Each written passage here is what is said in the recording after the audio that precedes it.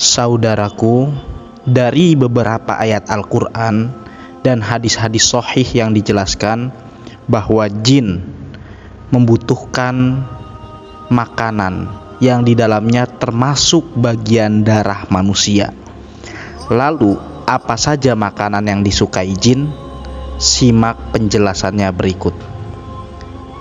Bismillahirrahmanirrahim.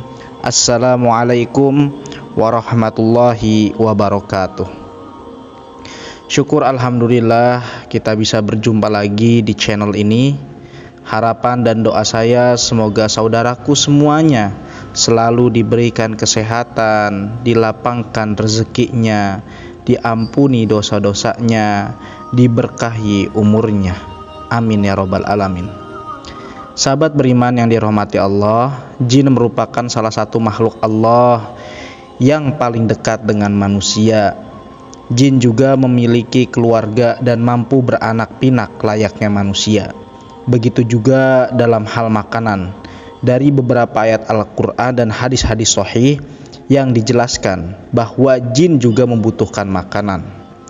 Berikut juga jin adalah makhluk yang diperintah Allah Subhanahu wa ta'ala untuk beribadah. Wa ma khalaqtul jinna wal insa illa liya'budun. Dan tidaklah aku ciptakan jin dan manusia kecuali untuk beribadah.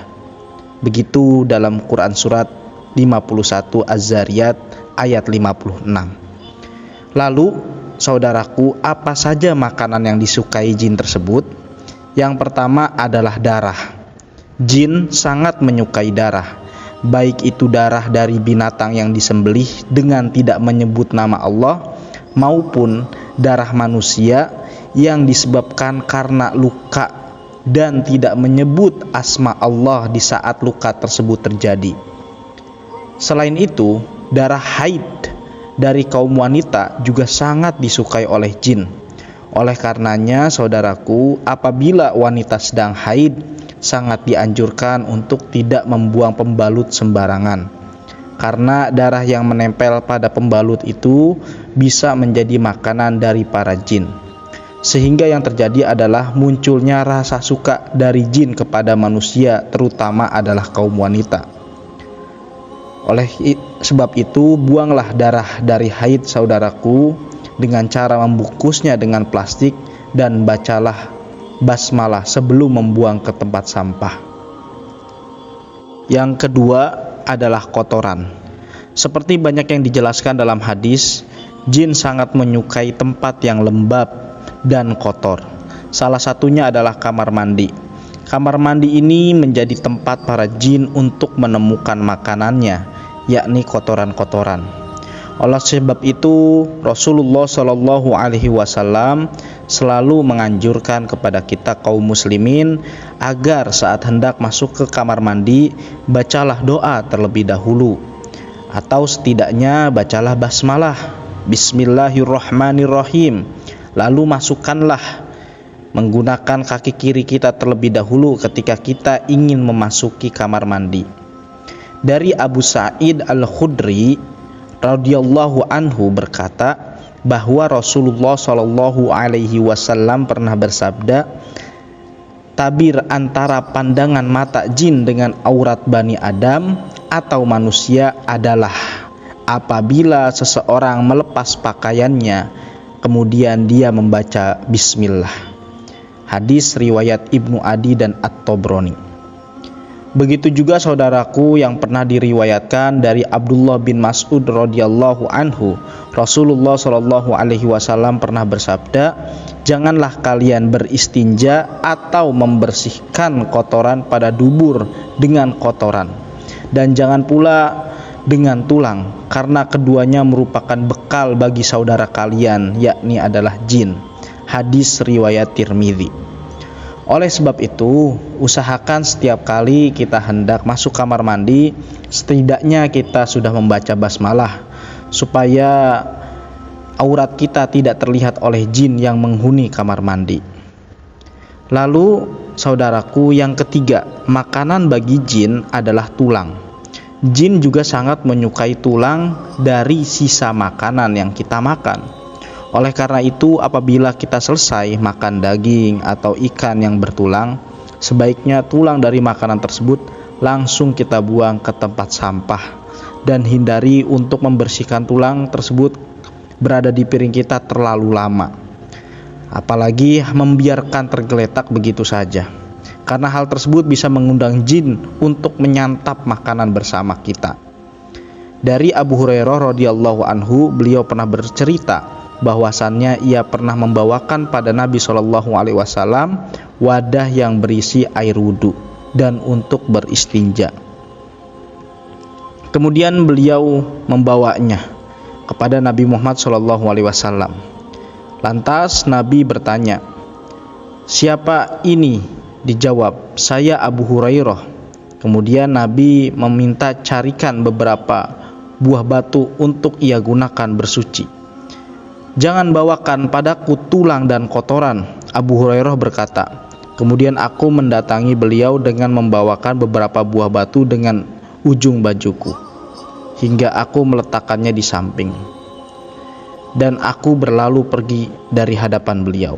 Kemudian beliau setelah buang hajat, aku pun menghampiri beliau dan bertanya, "Ada apa dengan tulang dan kotoran?" Beliau bersabda, "Tulang dan kotoran merupakan makanan jin. Keduanya termasuk makanan jin, dan aku pernah didatangi rombongan utusan dari jin dari daerah Nasibin, dan mereka adalah sebaik-baiknya jin. Mereka meminta bekal kepadaku, lalu aku berdoa kepada Allah untuk mereka agar setiap kali mereka melewati tulang dan kotoran, mereka mendapatkan jatah makan padanya." Hadis riwayat Bukhari. Kemudian saudaraku, yang keempat, makanan bagi jin adalah bangkai dan hewan yang disembelih tanpa menyebut nama Allah. Kita tahu indera penciuman manusia sangatlah sensitif terhadap bau bangkai. Bahkan bagi yang tidak tahan bisa membuat kita mual, bahkan tidak selera makan. Namun anehnya, bangkai justru menjadi makanan favorit bagi jin, apalagi hewan yang disembelih dengan tidak menyebut nama Allah. Hal ini menjadi keuntungan besar bagi para jin, sehingga apa yang kita makan menjadi kurang berkah. Lalu bagaimana kalau kita beli lauk yang tidak tahu penyembelihannya? Dalam hal ini para ulama berpendapat, apabila kita tidak tahu penyembelihan hewan tersebut, apakah menyebut nama Allah atau tidak, maka sangat dianjurkan ketika dimasak untuk dijadikan lauk, disarankan akan selalu membaca basmalah terlebih dahulu saat hendak menyantapnya, saat hendak memasaknya. Hal itu dilakukan supaya kita terhindar dari rasa was-was, karena kita semua tahu setan akan selalu meniupkan kepada hati kita rasa was-was akan suatu perkara. Oleh sebab itu, jangan sampai kita lupa untuk membaca basmalah setiap hendak melakukan apapun, supaya hati menjadi tenang, dan insya Allah kita akan dilindungi oleh Allah Subhanahu wa Ta'ala dari segala keburukan, dan kita akan mendapatkan keberkahan. Yang kelima, makanan yang dimakan dengan tangan kiri.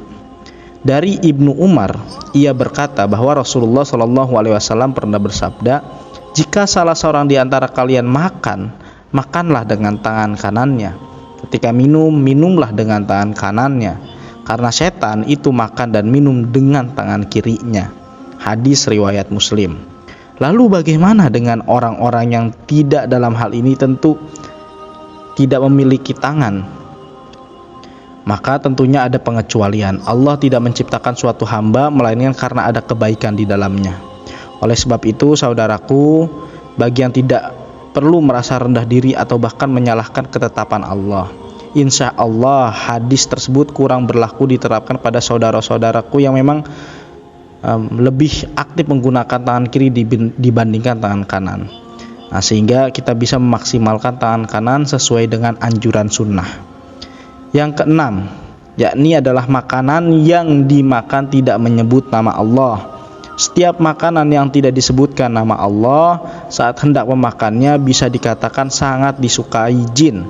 Hal ini sebagaimana yang telah disebutkan dalam hadis Jabir bin Abdillah radhiyallahu anhu berkata, Rasulullah SAW pernah bersabda, "Jika salah seorang di antara kalian memasuki rumahnya, lalu ia berzikir pada Allah ketika memasukinya, dan ketika hendak makan, maka syaitan pun berkata pada teman-temannya, sungguh kalian tidak mendapat tempat bermalam dan tidak mendapat makan malam. Namun ketika seseorang memasuki rumah dan tidak berzikir pada Allah, setan pun berkata pada teman-temannya, akhirnya kalian mendapatkan tempat bermalam.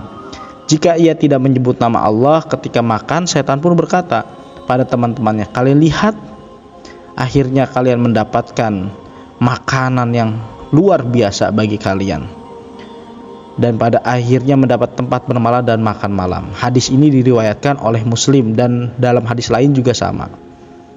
Nah, saudaraku yang dimuliakan Allah Subhanahu wa taala, maka tentunya mulai sekarang dan seterusnya biasakan diri kita untuk selalu mengucapkan kalimatul basmalah, mengucapkan bismillahirrahmanirrahim. Entah itu hendak makan, entah itu hendak mandi, entah itu hendak melakukan aktivitas apapun, agar kita terhindar dari kekurang berkahan dari apa-apa yang telah dimakan jin. Yang tentunya ini bisa kita terapkan dimulai dari sekarang. Demikian yang dapat disampaikan, semoga bermanfaat.